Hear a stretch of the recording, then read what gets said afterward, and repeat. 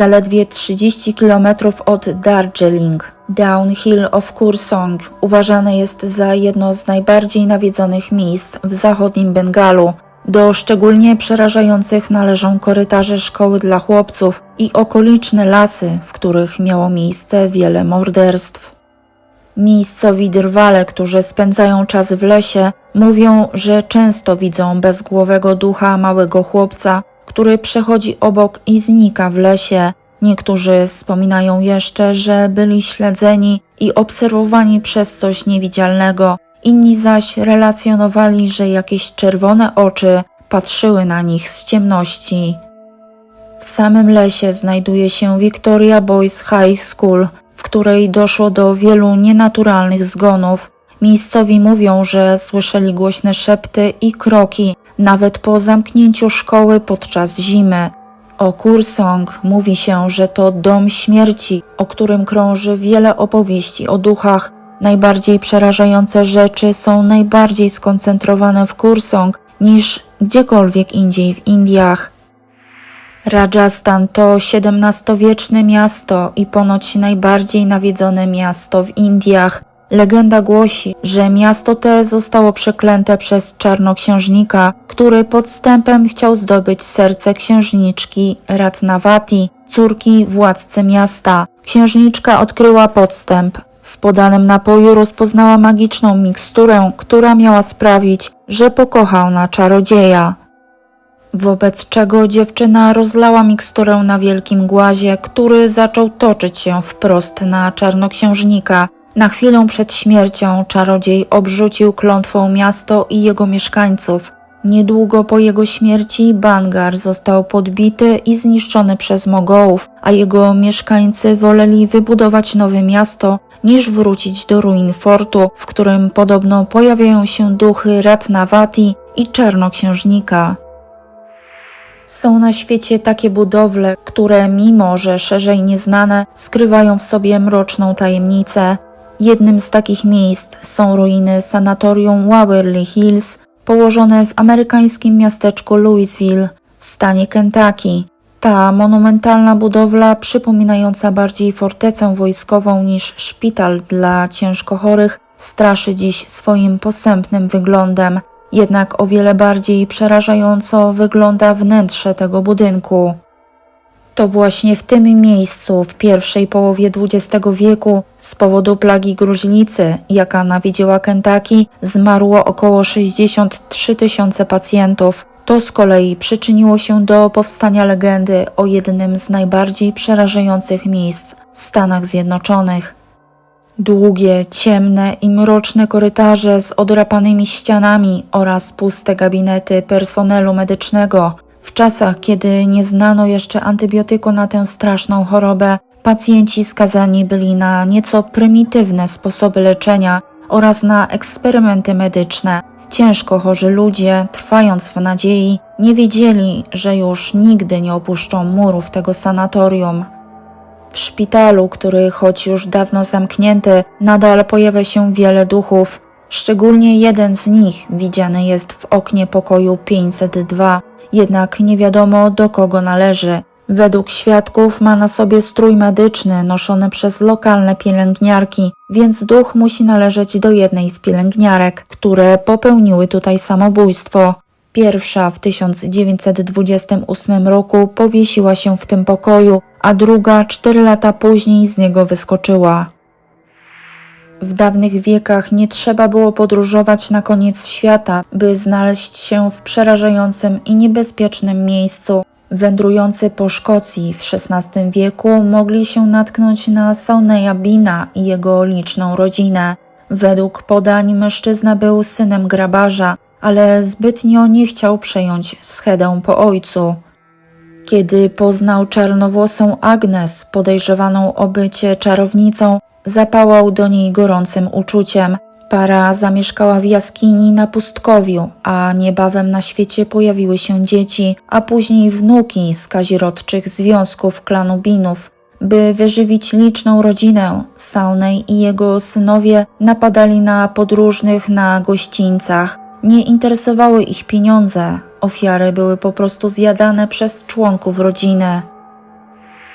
Na początku XX wieku w prefekturze Aomori miała istnieć miejscowość o nazwie Nanaki. Jak przystało na japońską wieś położoną w górach, znajdowała się daleko od szlaków komunikacyjnych. Nieliczni mieszkańcy żyli w niej otoczeni lasami, zupełnie odcięci od świata.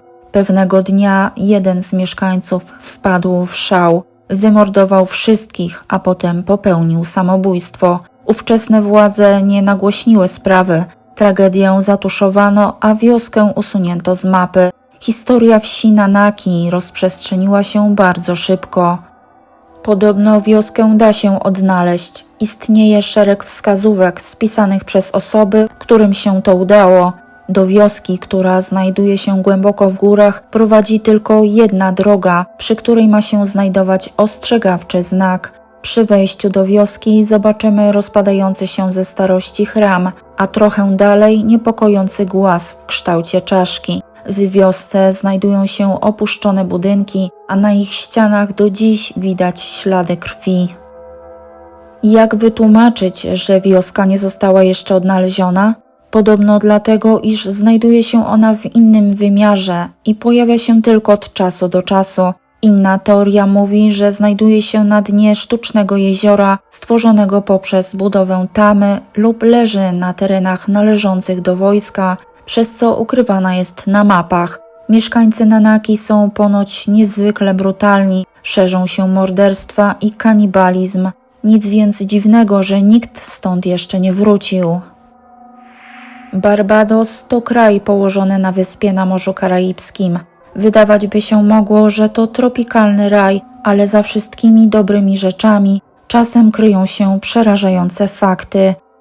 Cała ta historia sięga XIX wieku, kiedy na wyspie Barbados zaczęło dziać się coś niezwykłego i tajemniczego, a w całą tę sprawę zamieszany był nawet Lord Cambermere, ówczesny gubernator Barbadosu. Chase Vault to grobowiec zbudowany w 1727 roku na cmentarzu kościoła parafialnego Christ Church w Oistins. Później, na początku XIX wieku, vault został zakupiony przez rodzinę Chase, aby pochować tam swoich zmarłych. Dlatego tak też został nazwany. Ta dość zamożna rodzina pochodziła z Wielkiej Brytanii, ale mieszkała na Barbadosie. Krypta miała jedną część na powierzchni i drugą pod ziemią. Okazało się, że aby dostać się do trumien, które znajdowały się wewnątrz krypty, trzeba było usunąć dużą, ciężką płytę uszczelnioną cementem. Podobno za każdym razem, gdy na początku XIX wieku otwierano mocno zapieczętowany skarbiec w celu pochówku członka rodziny, wszystkie ołowiane trumny zmieniały swoje położenie. Pelabuan Ratu to piękny nadmorski kurort położony zaledwie 90 km od Dżakarty, ale to popularne miejsce ma też swoją ciemniejszą stronę. Legenda mówi, że Niai Roro Kidul, królowa Morza Południowego i córka króla Prabu Siliwangi, popełniła samobójstwo, skacząc z klifu do morza. Plotki głoszą, że każdy, kto nosi strój kąpielowy w zielonym kolorze, to ulubiony kolor królowej, podczas kąpieli w tym miejscu natychmiast zostaje wciągnięty do morza przez jej ducha. Mówi się, że paru osobom już nigdy nie udało się powrócić na powierzchnię. Wszyscy mieli na sobie strój zielonego koloru. Sądzi się, że to jej duch odebrał im życie, ponieważ była zdenerwowana tym, że nosili jej ulubiony kolor. Ponoć pokój 308 w hotelu Samudra Beach jest nawet zarezerwowany dla ducha królowej. Cieśnina Shimonoseki, znajdująca się w Japonii, to siedlisko niespokojnych duchów. Mówi się, że wzdłuż jej brzegów można usłyszeć naprawdę dziwne rzeczy, nawet upiorne pożary w najciemniejsze noce. Legenda mówi, że niewidomy mieszkaniec świątyni spotkał się z nocnymi wizytami ducha martwego samuraja. Kiedy ksiądz się o tym dowiedział, kazał namalować sutrę serca na każdej części ciała Hochi, z wyjątkiem uszu. Kiedy wrócił upiorny samuraj, Hochi był prawie niewidoczny, a samuraj mógł widzieć tylko jego uszy, więc wziął je, pozostawiając Hochi bez uszu. Legenda Hochi the Earless żyje do dziś.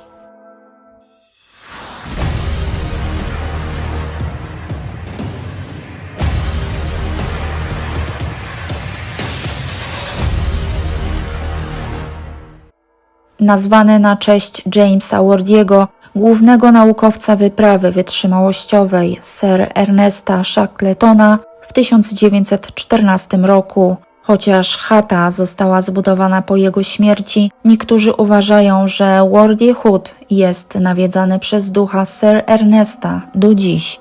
Badacze zjawisk paranormalnych spędzili noc, badając słynną chatę, w której nadal znajdowały się konserwy i meble, tak jakby ci odkrywcy nadal tam mieszkali.